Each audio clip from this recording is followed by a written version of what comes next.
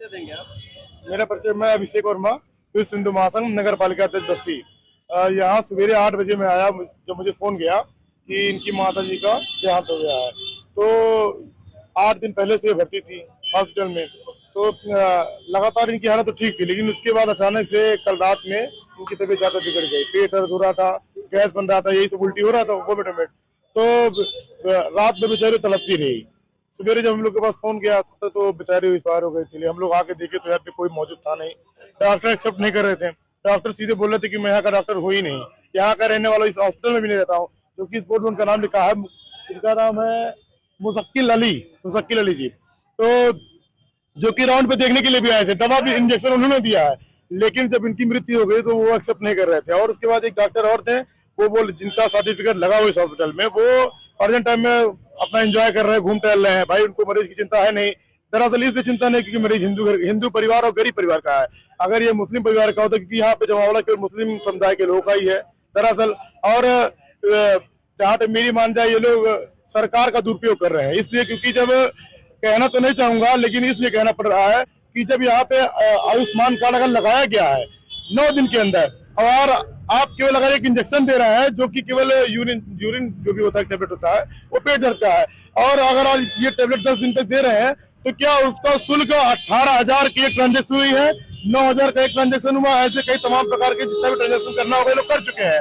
सरकार को ये लोग क्यों लूटने का काम कर रहे हैं। और यहाँ के जो सीएमओ साहब जो आए हैं अंदर, वो तो अपना चाय पानी नाश्ता, उनके लिए तो व्यवस्था टाइट है भाई, उनका तो सेट हो जाता है मामला।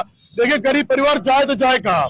मैं सभी से एक ही सवाल पूछना चाहूंगा, जो आप अपने यहाँ पे टीम नियुक्त करके भेजे हैं सीएमओ साहब, वो तो अपना चाय नाश्ता कर रहे हैं। ये बताइए, अगर गरीब परिवार की ऐसी हालत है तो जाए कहाँ। मैं यही सवाल डीएम साहब से भी करने वाला हूँ कि देखिए जितने भी अवैध तरीके से परिवार के साथ, गरीब परिवार के साथ आज यहाँ पे खड़ा हुआ है, आप क्या कहना चाहेंगे? ये संगठन, इसमें संगठन की ही नहीं, इसमें सभी की जरूरत है। इसलिए क्योंकि ये मुसीबत जो होती है किसी को बता के नहीं आती है। ये हर इंसान, हर धर्म, हर व्यक्ति ये किसी के साथ भी कर सकती है, लेकिन आपकी भावना उसके प्रति व्यक्त होना चाहिए। नहीं थोड़ी ना कि अगर ये मर जा रहा है तो इसमें, और उसके बाद ये इनकी स्टाफ की इतनी लापरवाही, मतलब इनकी इतनी हैसियत हो गई है, इनकी इतनी औकात हो गई है कि इनका स्टाफ जो 5,000 पल्ली में नौकरी कर रहा है, वो क्या बोलता है जब उनकी माता एक्सपायर हो जाती है, तो उनके बेटे से ये बोलता है कि जो तुम्हारी जितनी हैसियत हो, तुम्हारी जितनी औकात, जाके कुछ कर लेना, हमारा कुछ कर नहीं पाओगे।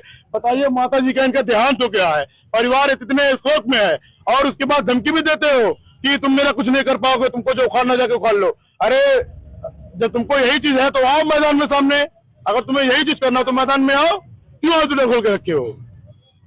और ये मेरे ग्राम सभा का, तो भाई मेरे तो पूरी रिस्पॉन्सिबिलिटी बनती है भाई। मेरा ग्राम सभा, मेरा समाज, मेरा हिंदू समाज, मैं सनातन के लिए खड़ा, मैं सबके लिए खड़ा रहता हूँ। लेकिन इस विकट स्थितियों में अब मैं प्रशासनिक अधिकारियों से यही निवेदन करता हूँ कि देखिए इसको गंभीरता से, इसको संज्ञान मिले, और ये जो नाश्ता कर रहे हैं सीएमओ साहब, इन पर विशेष ध्यान दिया जाए।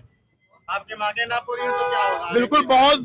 देखिए परिवार देखिए, अगर परिवार स्टैंड रहता है, देखिए परिवार के ऊपर सब कुछ डिपेंड है।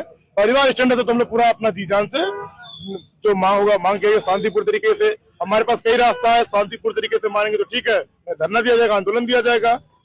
भाई इतनी विगत परिस्थिति में परिवार है तो उनका साथ तो हम लोग खड़े ही हैं। हम लोग नहीं खड़े होंगे तो और कौन खड़ा होगा। आप फोटो खिंचाने वाले तो आप यहाँ चले जाते हैं, लेकिन हम, ये हमारा गांव है, हमारा समाज है, हमारे घर के, हमारे परिवार के, भले वो गरीब हो, गरीब से नहीं मतलब हो, चाहे वो गरीब हो चाहे वो किसी जाति का हो, वह तो इन दिन हमारे परिवार का है। मैं बिल्कुल उनके साथ खड़ा हूँ, जी जान से खड़ा रहूंगा, हमेशा रहूंगा।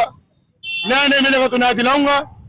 बस इतना है, तो कहना था। को अपने खांसी था, उनको खांसी आराम मिलने के बाद पेट में दर्द हुआ, बोले कल वो छुट्टी दे दें। 2 बजे दोपहर से उनका पेट दर्द होने लगा। उसके बाद कोई डॉक्टर नहीं आया देखने, 2-3 बार संदेशा पटवाए, तब भी नहीं आया। तब नर्स एक आई, खाली इंजेक्शन लगा के चली गई दर्द की।